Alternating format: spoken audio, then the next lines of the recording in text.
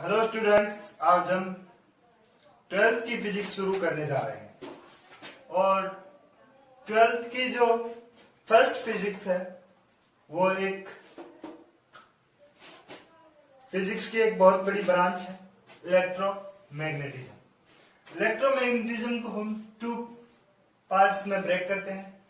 One is electrostatics, second one is electrodynamics. Electrostatics में हम बोलते हैं कि चार्ज जब रेस्ट पे होता है, और इलेक्ट्रोडायनेमिक्स में तब आता है जब चार्ज मोशन में होता है। इलेक्ट्रोमैग्नेटिज्म लगभग 10 चैप्टर 12th के समेटे हुए हैं और आज हमारा टॉपिक है इलेक्ट्रोस्टैटिक्स। हम इलेक्ट्रोस्टैटिक्स पढ़ेंगे और इलेक्ट्रोस्टैटिक्स में जो सबसे फर्स्ट पॉइंट आता है, जो फर्स्ट चैप्टर आता है इलेक्ट्रोस्टैटिक्स, जो कि थंबनेल में आपने देखा होगा, वो आता है इलेक्ट्रिक चार्ज एंड फील्ड। इसमें सबसे पहले बात करेंगे electric charge and field.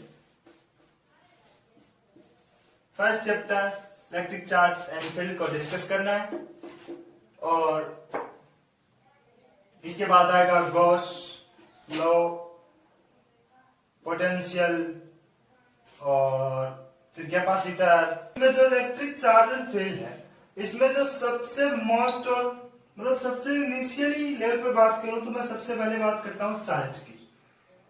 Charge is intrinsic property of mass and matter.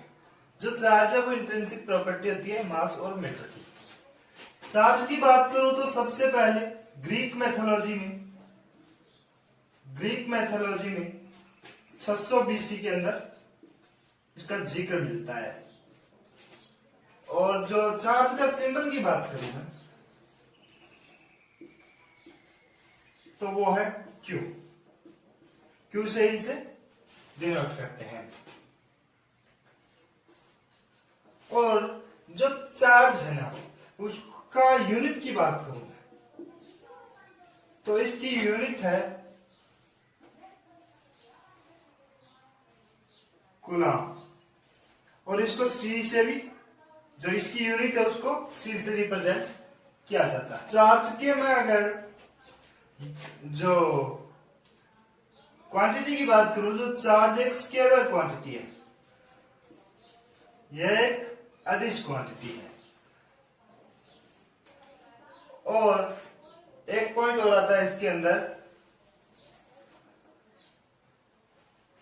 वो है कि ये है ना यूनिट, ये है एसआई के अंदर, और जो सीजीएस यूनिट है ना इसकी, सीजीएस, वो है स्टेट कूलम।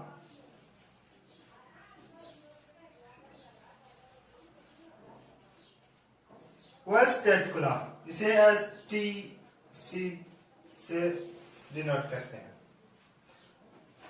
ये बात हुई चार्ज की। चार्ज पे थोड़ी चर्चा और करनी है मुझे। अब जो ये स्टेट कूलम होता है ना, ये 1 कूलम इज इक्वल्स टू, अगर इसमें एक कूलम को स्टेट कूलम के अंदर कन्वर्ट करूं तो ये लगभग आता है 3 × 10⁹ state coulomb. Is very important for numerical. एक coulomb is equals to 3⁹ state coulomb. अब चार्ज की और बात करूं तो मैं, चार्ज है ना always come with mass. Sorry, इससे पहले मैं थोड़ी और बात करता हूं। जो टाइप ऑफ चार्ज की बात करूं मैं, types of charge, type of charge की बात करूं तो मैं, तो चार्ज है वो पॉजिटिव चार्ज और नेगेटिव, 2 प्रकार की होती है। Positive charge, negative charge, positive charge, negative charge, sorry positive positive या फिर negative negative, positive positive charge, negative charge, negative charge, मतलब लाइक चार्ज, लाइक चार्ज, समान चार्ज, वो क्या करते हैं, एक दूसरे को रिपल करते हैं, रिपल, ऑलवेज रिपल, हमेशा क्या करते हैं, रिपल करेंगे। और बात करूं मैं पॉजिटिव चार्ज, नेगेटिव चार्ज, या नेगेटिव चार्ज, पॉजिटिव चार्ज, मतलब अनलाइक चार्ज,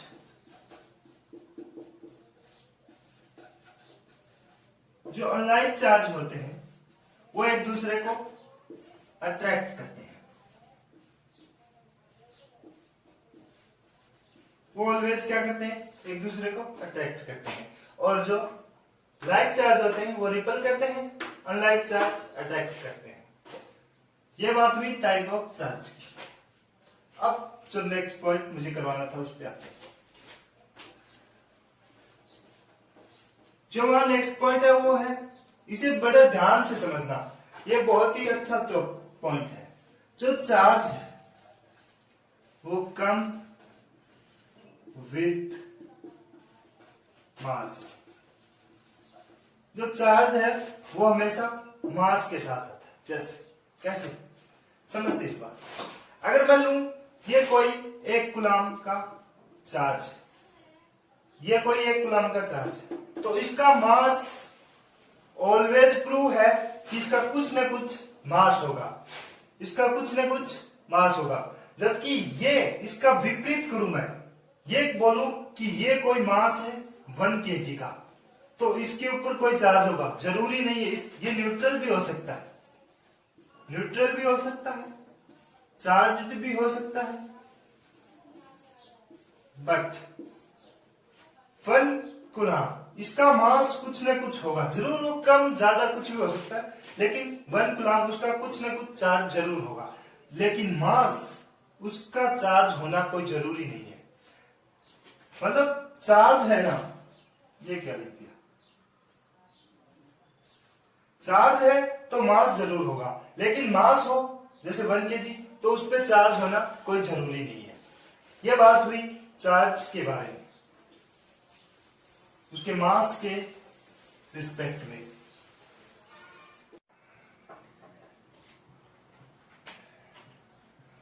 जो चार्ज का नेक्स्ट पॉइंट है वो है, इसमें मैं मास के साथ कंपैरिजन करके बताता हूं आपको। वो पॉइंट क्या है, पॉइंट है जो चार्ज है ना और मास, ये वेलोसिटी पर कैसे डिपेंड करते हैं उसके बारे में बात करेंगे। जो चार्ज है ये वेलोसिटी पर डिपेंड नहीं होता और मास वेलोसिटी पर डिपेंड होता है। Charge is not depend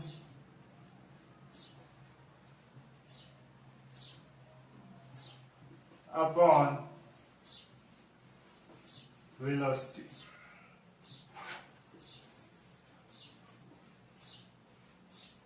velocity पर डिपेंड नहीं होता, और मास जो है डिपेंड अपॉन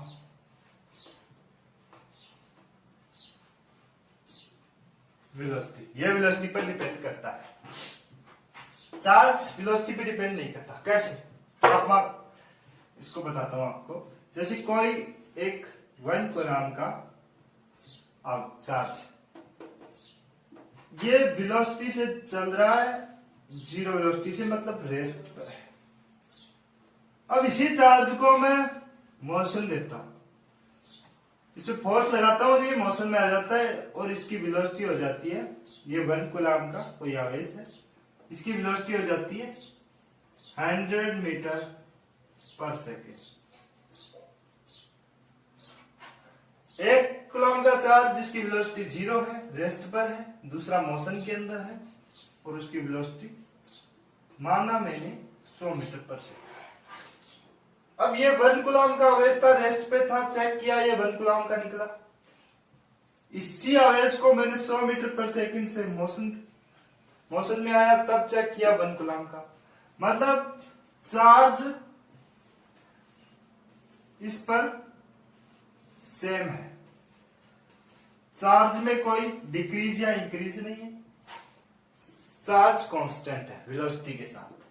तो ये चार्ज वेलोसिटी पर डिपेंड नहीं करता, जितना होता है उतना ही रहता है, जबकि मास वेलोसिटी पर डिपेंड करता है।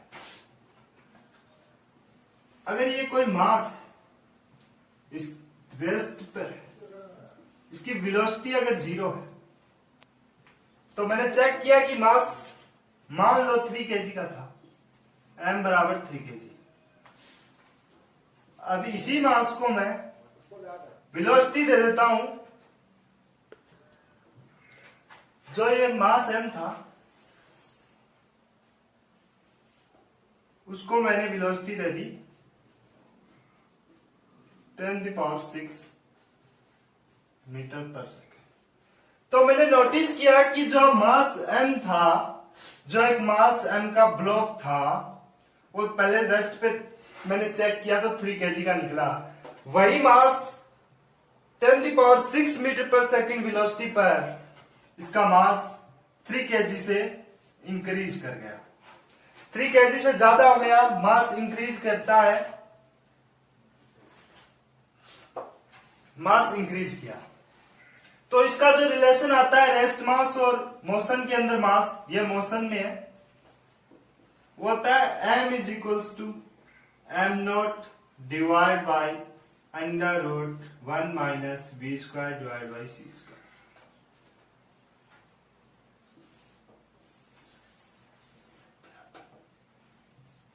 ये होता है बॉडी का मास ऑफ बॉडी।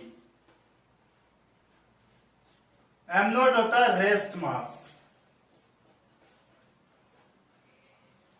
फिर वेलोसिटी c, लाइट की वेलोसिटी ऑफ लाइट, जो कि होती है 3 × 10⁸ मीटर पर सेकेंड। अब देखो, मतलब जो मास होगा वो ग्रेटर देन होगा उसके रेस्ट मास से, जब बॉडी मोशन के अंदर हो। लेकिन जब हम इस वेलोसिटी को 10 मीटर पर सेकेंड 100 मीटर पर सेकेंड तक करते हैं तो इस पे कोई ज्यादा इफेक्ट नहीं पड़ता। लेकिन जब ये वेलोसिटी लगभग इक्वल हो जाती है या c के, जब ये वेलोसिटी बहुत ज्यादा हो जाती है, तब जो मास है बॉडी का वो रेस्ट मास से बहुत ज्यादा इंक्रीज कर जाता है। लेकिन ये हमारे जीवन में, दैनिक जीवन की बात करें तो ज्यादा इफेक्ट नहीं होता, लेकिन इलेक्ट्रॉन वगैरह की मोशन है उसमें ज्यादा इफेक्ट करता है। इलेक्ट्रोमैग्नेटिक वेव का मोशन है, ये लगभग 3.8 के लगभग होता है, तो ये मास बहुत ज्यादा इंक्रीज कर जाता है। लेकिन कम वेलोसिटी पर ज्यादा इफेक्ट नहीं होता। लेकिन बात करूं मोशन के अंदर बॉडी की मास की, तो वो ग्रेटर देन होगा रेस्ट मास से। और चार्ज वेलोसिटी पे डिपेंड नहीं करता, चार्ज हमेशा सेम रहता है जब वेलोसिटी में रेस्ट पे हो, मोशन में। ये था चार्ज के बाद का वेलोसिटी पर डिपेंडेंस। अगला पॉइंट आता है conservation of charge. Is very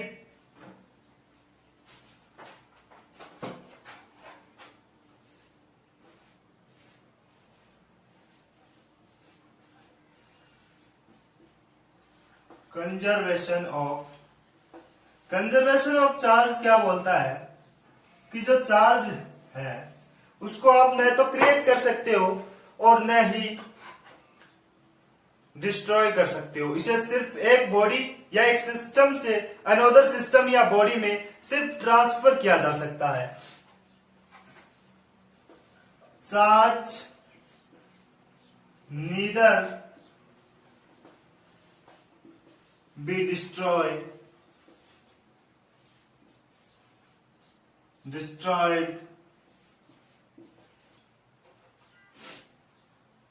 न तो डिस्ट्रॉय किया जा सकता है और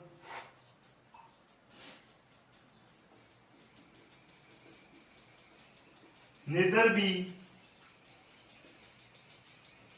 created। मुझे इंग्लिश थोड़ी कम आती है। क्रिएटेड,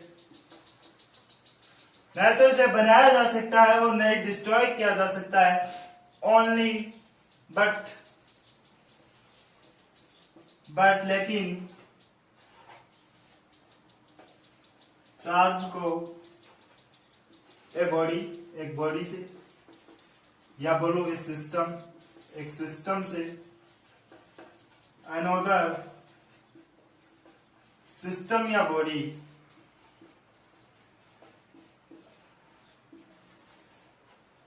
इन ट्रांसफर किया जा सकता है। ओनली वन ट्रांसफर किया जा सकता है। इसको न तो बनाया जा सकता है, न डिस्ट्रॉय किया जा सकता है। सिर्फ और सिर्फ एक बॉडी से दूसरे बॉडी या एक सिस्टम से दूसरे सिस्टम में इसे सिर्फ ट्रांसफर किया जा सकता है। इससे एक अच्छा पॉइंट निकल कर के आता है, वो ये है कि एक आइसोलेटेड सिस्टम के अंदर जो चार्ज होता है वो ऑलवेज कांस्टेंट होता है। A isolated system is charge always constant.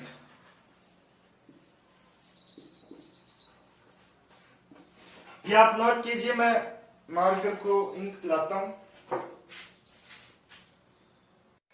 अगला पॉइंट चार्ज का जो आता है वो आता है quantization of charge.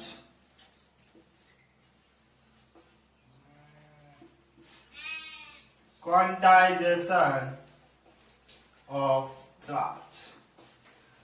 Quantization of charge हमसे क्या बोलता है कि जो क्वांटाइजेशन का मतलब क्या होता है, या क्वांटाइजेशन है क्या? ये बोलता है कि जो चार्ज है ना वो अवेलेबल है लेवल इन फिक्स्ड अमाउंट। वो एक फिक्स अमाउंट में अवेलेबल है। ऐसे नहीं कि मैंने तेरे को मतलब 3.24 कूलम चार्ज, 1.4 कूलम चार्ज, नहीं, ये एक फिक्स्ड अमाउंट में अवेलेबल है। फिक्स्ड अमाउंट, ये सिर्फ एक फिक्स्ड अमाउंट में अवेलेबल है। ये नहीं कि तुम्हारी मर्जी में आया जितना चार्ज, नो, ये सिर्फ एक फिक्स्ड अमाउंट में ही अवेलेबल है। इसका जो सबसे फर्स्ट पॉइंट आता है वो आता है कि जो चार्ज है ना, जो सबसे छोटा चार्ज जो एग्जिस्ट करता है वो है charge of electron. The smallest charge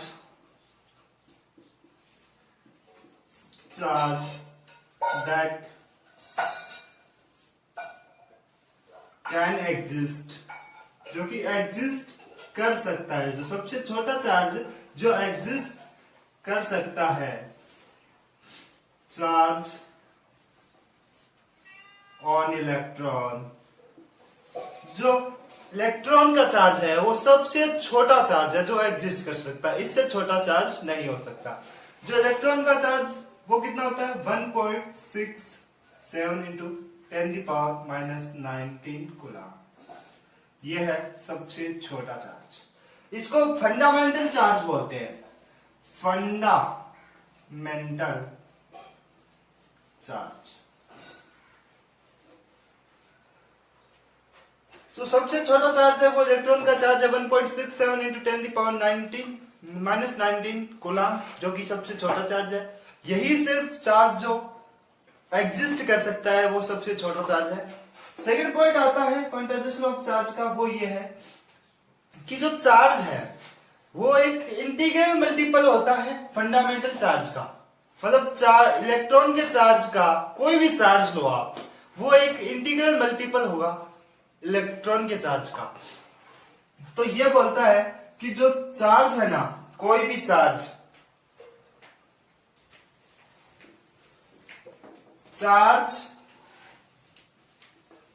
कोई भी charge always integral multiple of fundamental charge. मतलब जो चार्ज है ना वो इंटीग्रल मल्टीपल होगा फंडामेंटल चार्ज मतलब इलेक्ट्रॉन के चार्ज का। अब देखो, अब जो चार्ज जो एग्जिस्ट कर सकता है वो क्या होगा?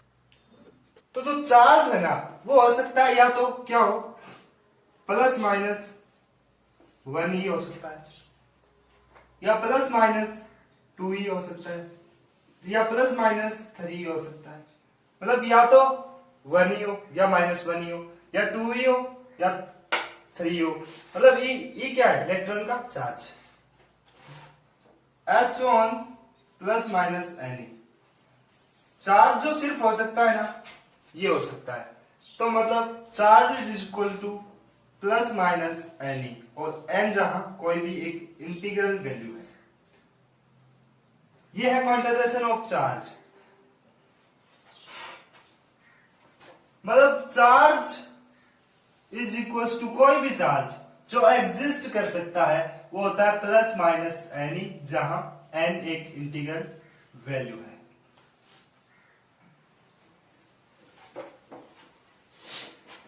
अब एक क्वेश्चन बनता है इस लास्ट में, जो क्वांटाइजेशन ऑफ चार्ज से जो क्वेश्चन निकल के आता है वो आता है Q is equal to plus minus any. सिर्फ जो Q is equal to any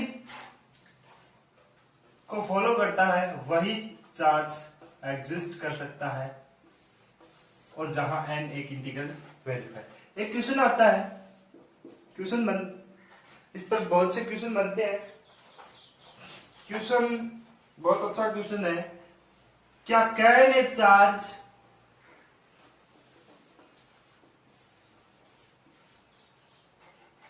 of 8 into 10⁸ coulomb कि ये 8 into 10⁸ coulomb 18 coulomb be given दिया गया है टू ए बॉडी।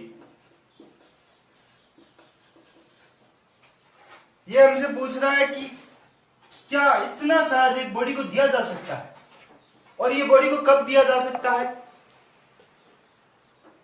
जब ये Q is equal to any को फॉलो करे। अब हमें इलेक्ट्रॉन के चार्ज का पता है, Q हमें दिया है, तो हमें क्या निकालना है? n। और n अगर एक इंटीग्रल वैल्यू आ जाए तो ये चार्ज इस बॉडी को दिया जा सकता है, ये एग्जिस्ट करता है। तो हम n की वैल्यू निकाल लेते हैं, Q डिवाइड बाई E, और Q की वैल्यू दी है हमें 8 इंटू 10⁻18 डिवाइड बाई इलेक्ट्रॉन का चार्ज होता है 1.6 इंटू 10⁻19। ये ऊपर जाएगा, यहां से ये अगर पॉइंट में हटा दूं और यहां ले आऊं, मतलब पॉइंट हटा दूं, तो ये हो जाएगा 18 डिवाइड बाई 60 80 डिवाइड बाई 60, ये लगभग 5 इंटू, और ये ऊपर जाएगा तो ये 27 10⁻27। तो ये क्या एक इंटीग्रल वैल्यू है, मतलब ये चार्ज एग्जिस्ट करता है, ये एक बॉडी को दिया जा सकता है। अगला जो पॉइंट आता है वो आता है वेज ऑफ चार्जिंग। मतलब कोई बॉडी या सिस्टम को चार्ज कैसे करें, पॉजिटिव चार्ज या नेगेटिव चार्ज, कैसा भी चार्ज करना हो तो वे ऑफ चार्जिंग, उसको चार्ज कैसे किया जाए। तो जो वे ऑफ चार्जिंग में जो हम यूज करते हैं और हमारे जो सिलेबस में है वो 3 वे हैं। फर्स्ट वे है चार्जिंग बाय कंडक्शन, सेकंड वे है चार्जिंग बाय इंडक्शन और थर्ड वे है चार्जिंग बाय फ्रिक्शन। फ्रिक्शन हमें ज्यादा यूज नहीं होता, ज्यादा क्वेश्चन भी नहीं बनते इससे, मैं बता दूंगा और फिर करवा देंगे। वेबसाइट पर लॉन्च होने वाली है हमारी, कुछ इसमें बाद जल्दी आ जाएगी और वहां आपको फिजिक्स के सारे जितने भी पीडीएफ बनते हैं, पीडीएफ नोट्स, उसमें क्विज भी रहेंगी, वो आएगी तब बता दूंगा मैं आपको। अब बात करते हैं वे ऑफ चार्जिंग। तो उसमें सबसे पहले आता है charging by conduction. Charging by conduction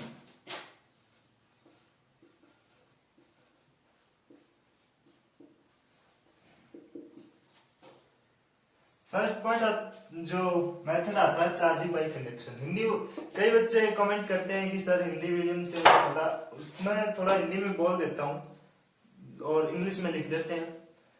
तो चार्जिंग ऑफ कंडक्शन है, इसको हिंदी में बोलते हैं चालन विधि। चालन द्वारा चार्ज करना किसी वस्तु को या किसी बॉडी को, जैसे सिस्टम को। चार्जिंग बाय कंडक्शन में क्या होता है, हम एक कोई भी मान लो ये स्फीयर है या कोई बॉडी है, सिस्टम है जिस पर नेगेटिव चार्ज, मतलब ये क्या है, आवेशित बॉडी है। और एक और बॉडी लेते हैं, ये बॉडी इसके सेम इक्वल मटेरियल की, इक्वल साइज की हो भी सकती है, नहीं भी हो सकती। अगर है तो उसके बारे में एक खास कंडीशन बनती है, लेकिन नहीं भी हो सकती। इक्वल मटेरियल की हो, नहीं हो, साइज हो, इक्वल नहीं हो, ये गोला हो सकता है, ये कुछ भी हो सकता है। ये नेगेटिव चार्ज है और ये इसका चार्ज 0 है, ये एक न्यूट्रल है। ये नेगेटिव चार्ज का मतलब क्या है, एक्सेस ऑफ इलेक्ट्रॉन, मतलब इलेक्ट्रॉनों की अधिकता है इसके अंदर, तो वहां नेगेटिव चार्ज होता है। और जब इलेक्ट्रॉनों की कमी होती है वहां तब होता है पॉजिटिव चार्ज। ये बॉडी है न्यूट्रल। अब इसको क्या करेंगे, हम इन दोनों को टच करवाएंगे। तो ये बॉडी, इसको बोल देता हूं मैं a body, this is second. अब इसको टच करवाना है, ये थी ए, ये थी बी। जब टच करवाया हमने तो जो ये नेगेटिव चार्ज है वो दोनों में बंटेगा। टच करवाया, फिर हमने क्या किया, इन दोनों को सेपरेट कर दिया, अलग अलग कर दिया, ये ए, ये बी। जब अलग अलग करवा के देखा तो जो चार्ज था, नेगेटिव चार्ज, वो दोनों में बंट जाता है। तो इस प्रकार से हम किसी बॉडी को चार्ज कर सकते हैं। अब इसमें एक वेरी इंपॉर्टेंट पॉइंट आता है, वो आता है जब दोनों body same size, same material की हो तब क्या होगा, और शेप भी इनकी सेम हो। जैसे ये गोला है तो ये भी गोला होना चाहिए, स्फीयर स्फीयर, और प्लेट है तो कोई plate. If shape, size and material is same, then charge, मतलब ये मटेरियल सेम है तो चार्ज इसमें इक्वल होगा दोनों में। चार्ज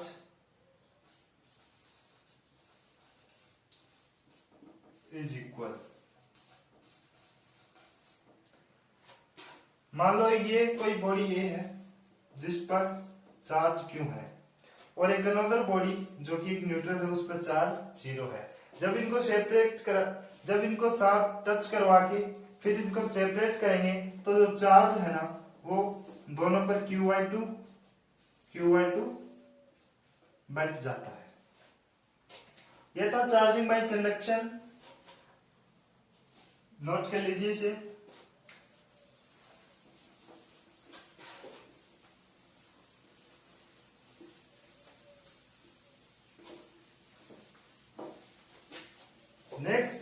आता है जो चार्ज करने की जो मेथड है वो है चार्जिंग बाय इंडक्शन।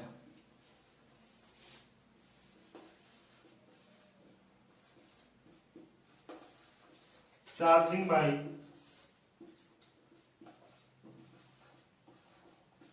इंडक्शन। जो चार्जिंग बाय इंडक्शन है इसमें हम उसमें टच करवाया था, उसको हमने कांटेक्ट करवाया था, दोनों जो हमारे पास बॉडी थी उनको हमने कांटेक्ट किया था। लेकिन इसमें हम विदाउट कांटेक्ट चार्ज करते हैं, विदाउट कांटेक्ट।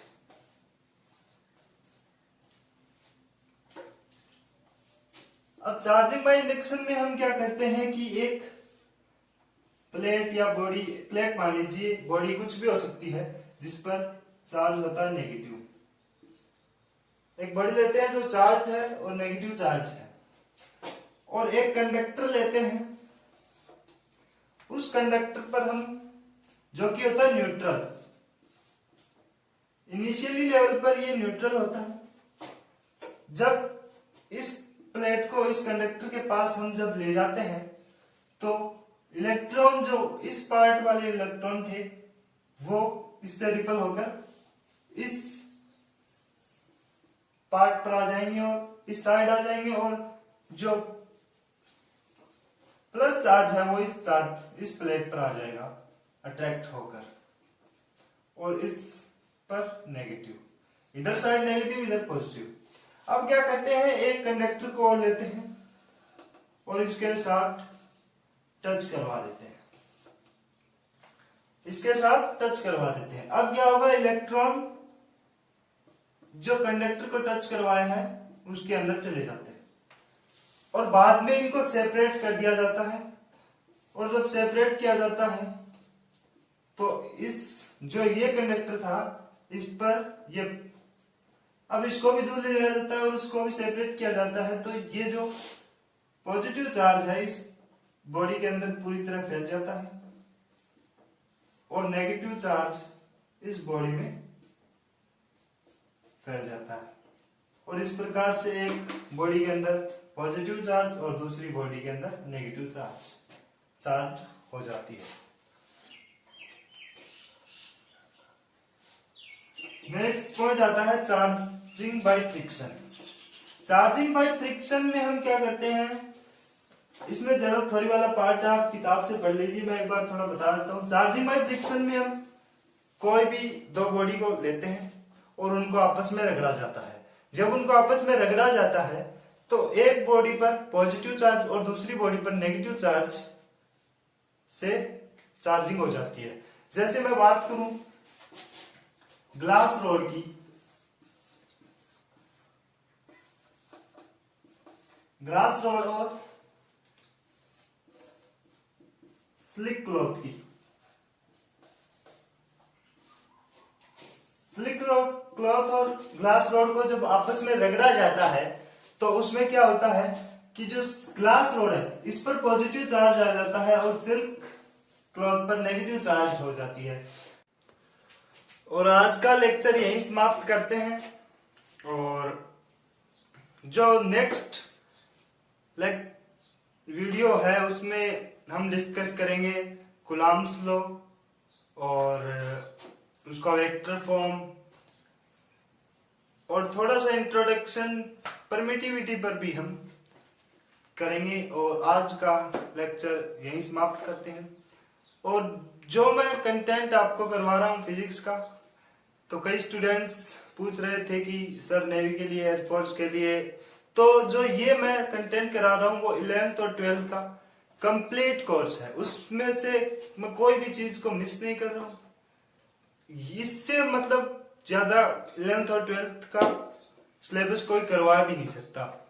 ये सबके मतलब 11th और 12th की फिजिक्स चाहिए, उसके लिए ये चैनल बनाया मैंने। 11th और 12th की पूरी फिजिक्स, इसमें मैंने कोई भी टॉपिक मिस नहीं किया, कोई भी क्वेश्चन मिस नहीं किया, जितने हो सकता है उतना मैंने कवर कराने की कोशिश की है। और आज का लेक्चर यहीं समाप्त करते हैं।